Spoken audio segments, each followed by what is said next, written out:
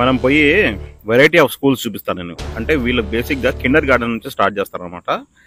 ఇవన్నీ గవర్నమెంట్కి సంబంధించిన స్కూల్స్. ఇవి బిల్డింగ్లు గిట్ట చూడండి మీరు ఎట్లా ఉన్నాయి, ఎంత దరిద్రంగా, చూడడానికి చిరాకు పడుతుంది. మొత్తం పెచ్చులన్నీ రాలిపోతా ఉన్నాయి. ఎక్కడ చూసినా చుట్టుముట్ట అన్ని పందులు ఉన్నాయన్నమాట.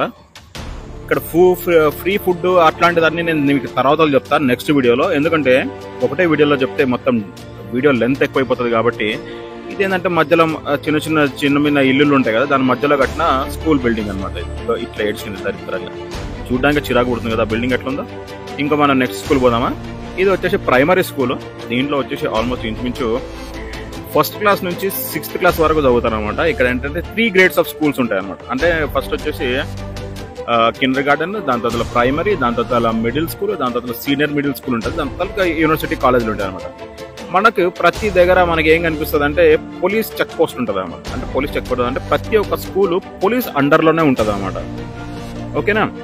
స్కూల్లో ఏమైనా ఇష్యూస్ జరిగినా ఏం జరిగినా కానీ మొత్తం పోలీస్ వాళ్ళ రెస్పాన్సిబిలిటీ ఉంటుంది. వాళ్ళకి 24 hours సెక్యూరిటీ అనేది పోలీస్ వాళ్ళు కంపల్సరీ కలిగిస్తారు. దాని బ్యాక్గ్రౌండ్ వర్క్ అది, దానికి ఏం చేయలేము.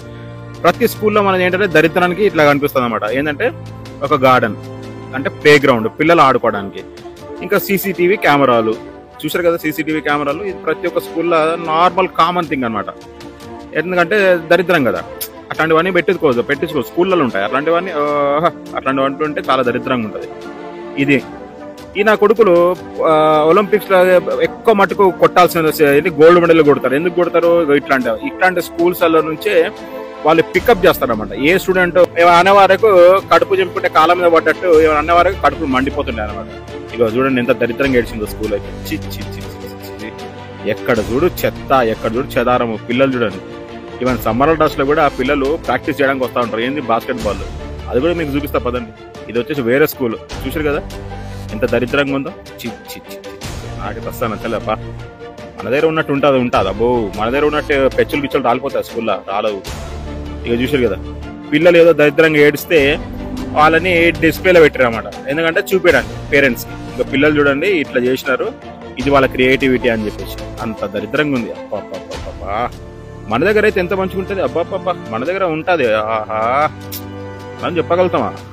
మనం చెప్తే ఏమైందంటే దేశద్రోహం అయిపోతాం. మనం దేశద్రోహి అవుతాం కదా. ఎందుకు దేశద్రోహిని చేసి పడేస్తాం. నిజాలు చెప్తే దేశద్రోహి అయిపోతాం కదరా, దరిద్రము. అది కదా మన దౌర్భాగ్యం. ఇక్కడ చూడండి పదండి, ఇదే స్కూల్ బ్యాక్ సైడ్ లో ఒక చిన్న సైజ్ ప్లే గ్రౌండ్ ఉంటుంది అనమాట. ఆ ప్లే గ్రౌండ్ లో ఏంటంటే అథ్లెటిక్స్, అంటే ఒలింపిక్ గేమ్స్ లో గెలిచే అథ్లెటిక్స్ ఇక్కడ నుంచి పుట్టుకొస్తుంటారు. ఎందుకంటే ఇక్కడ ప్రాక్టీస్ చేస్తూ ఉంటారు కదా. ప్రాక్టీస్ చేసి ఆ సెంట్రల్ గవర్నమెంట్ వాళ్ళు ఏం చేస్తారంటే కొంతమందిని సెలెక్ట్ చేసి ఆ పిల్లలని ఒలింపిక్ గేమ్స్ గురించి ప్రిపేర్ చేసి పెడతారు. ఇప్పుడు ప్రైమరీ స్కూల్ చూసినాం కదా, ఇది మిడిల్ స్కూల్. ఈ దరిద్రం ఎట్లుంటుందో చూద్దాం. ఓకేనా. ఇది కూడా గవర్నమెంట్ సంబంధించింది కదా. దీంట్లో హాస్టల్ ఫెసిలిటీ అన్ని ఫ్రీయే కదా.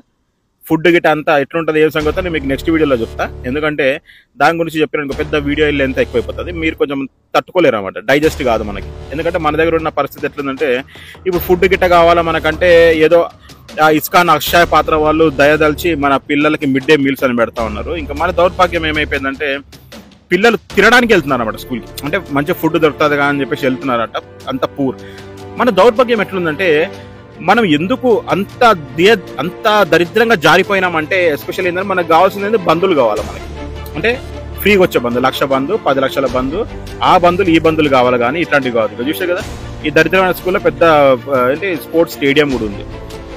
ప్లే గ్రౌండ్ ఉంటుందా చూద్దాం పదండి. వెనకపోయి ప్లే గ్రౌండ్ చెప్తే మనకి నచ్చదు కదా.